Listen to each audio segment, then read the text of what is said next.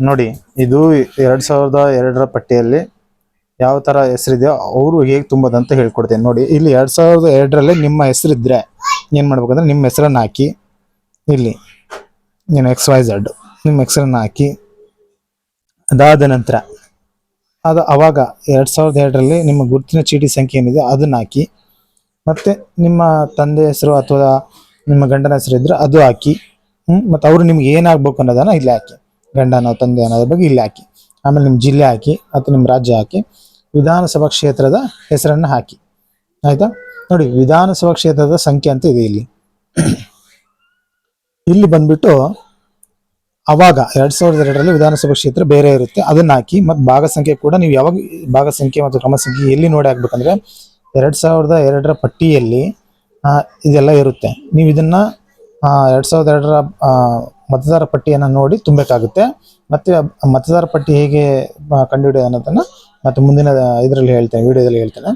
ಅದಾದ ನಂತರ ಈ ಕಾಲಮ್ ಇದೆಯಲ್ಲ, ಈ ಕಾಲಮ್ನ ಸಂಪೂರ್ಣವಾಗಿ ಖಾಲಿ ಬಿಡಿ. ಖಾಲಿ ಬಿಟ್ಟ ನಂತರ ಈಗ ಪ್ರೆಸೆಂಟು ನಿಮ್ಮದೇ ಅಡ್ರೆಸ್ ಇಲ್ಲಿ ಬರೆದಿದ್ರಲ್ಲ ಅದನ್ನೇ ಇಲ್ಲಿ ಕಂಟಿನ್ಯೂ ಮಾಡಿ. ಆಧಾರ್ ಸಂಖ್ಯೆ ಹಾಕಿ, ಮತ್ತು ನಿಮ್ಮ ಮೊಬೈಲ್ ಸಂಖ್ಯೆ ಹಾಕಿ, ತಂದೆ ಅಥವಾ ನಿಮ್ಮ ಗಂಡನ ಹೆಸರು ಇದ್ರೆ ಅದು ಹಾಕಿ, ಮತ್ತು ಇಲ್ಲಿ ನಿಮ್ಮ ತಂದೆಯವರ ವೋಟರ್ ID ಸಂಖ್ಯೆ ಇದ್ರೆ ಅದು ಹಾಕಿ, ತಾಯಿ ಹೆಸರು ಹಾಕಿ, ತಾಯಿ ವೋಟರ್ ID ಇದ್ರೆ ಅದು ನಂಬರ್ ಹಾಕಿ. ಅದಾದರೆ ನಿಮ್ಮ ಸಂಗಾತಿ, ಅದು ಮದುವೆ ಆಗಿದ್ದರೆ ನಿಮ್ಮ ಸಂಗಾತಿ ಹೆಸರನ್ನು ಹಾಕಿ. ಅದಾದ ನಂತರ ಅವರ ಸಂಖ್ಯೆ ಇದ್ರೆ ಅದನ್ನು ಕೂಡ ಇಲ್ಲಿ ಹಾಕಿ. ಇಷ್ಟು ಇದು ಮಾಡಬೇಕಾಗಿತ್ತು ನೀವು. ನೋಡಿ, ಇದು 2002ರಲ್ಲಿ ಯಾರ್ದು ಪಟ್ಟಿಯಲ್ಲಿ ಹೆಸರಿದೇನೋ ಅವರು ಇಲ್ಲಿ ಈ ಕಲಮನ್ನು ತುಂಬಬೇಕಾದ ಅವಶ್ಯಕತೆ ಇಲ್ಲ. ಇಲ್ಲಿ ಮತ್ತು ಇಲ್ಲಿ 2002ರಲ್ಲಿ ಯಾರಿದೆಯೋ ಅವರು ಮಾತ್ರ ಇಲ್ಲಿ ಮತ್ತು ಇಲ್ಲಿ ತುಂಬಬೇಕು. ಮತ್ತೆ 2002ರಲ್ಲಿ ಯಾರು ಇದ್ದಲ್ಲೋ ಅದು ನೆಕ್ಸ್ಟ್ ವಿಡಿಯೋದಲ್ಲಿ ಹೇಳ್ತೀನಿ.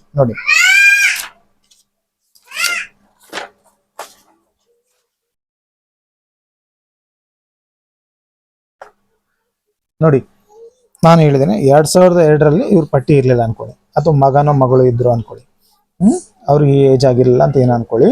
ನೋಡಿ, ಇವಾಗ ಇಲ್ಲಿ ಏನ್ ಮಾಡ್ಬೇಕಂದ್ರೆ ಈ ಕಲಮನ್ನ ಬಿಟ್ಬಿಡ್ಬೇಕು. ನೀವು 2002ರ ಪಟ್ಟಿ ಇರಲಿಲ್ಲ ಅಂದ್ರೆ ಈ ಕಲಮ ತುಂಬಬೇಡಿ.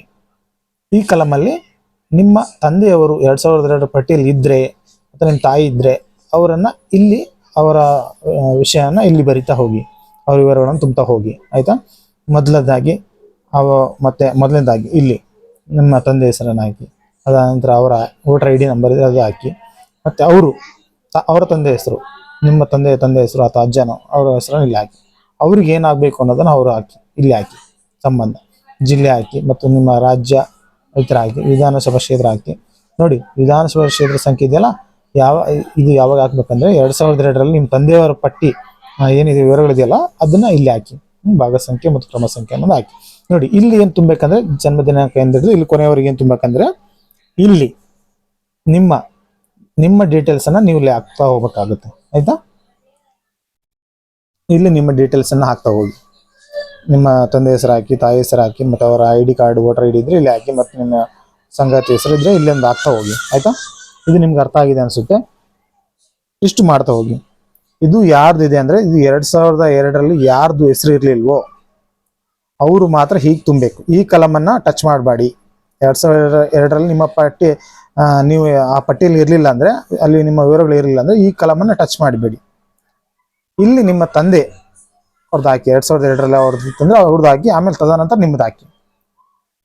ಗೊತ್ತಾಯ್ತಲ್ಲ? ಇದು ನಿಮ್ಮ ತಂದೆಯಿಂದ ನಿಮಗೆ ಮ್ಯಾಪಿಂಗ್ ಮಾಡ್ತಾರೆ ಇದನ್ನ. ಗೊತ್ತಾಯ್ತಲ್ಲ? ಇದನ್ನ ಈ ಥರ ಮಾಡ್ತಾ ಹೋಗಿ. ಮತ್ತೆ ಇಷ್ಟೇ. ಮತ್ತೇನಾದರೂ ಡೌಟ್ ಇದ್ದರೆ ಕಮೆಂಟ್ ಮಾಡಿ ಮತ್ತೆ ಹೆಚ್ಚಿನ ವಿವರಗಳು ಏನಾಗಿದ್ದರೆ ಕಮೆಂಟ್ ಮಾಡಿ, ನಾನು ಮತ್ತೆ ಹೇಳ್ತೇನೆ. ಮತ್ತೆ ಇನ್ನೊಂದು ಏನಂದರೆ 2002ರಲ್ಲಿ ಮತದಾರ ಪಟ್ಟಿಯನ್ನು ಹೇಗೆ ಪಡೆದುಕೊಳ್ಳೋದನ್ನು ಒಂದು ವಿಡಿಯೋ ಮಾಡಿ ಹಾಕ್ತೇನೆ, ಅದನ್ನು ಕೂಡ ನೋಡಿ. ಓಕೆ, ಧನ್ಯವಾದಗಳು.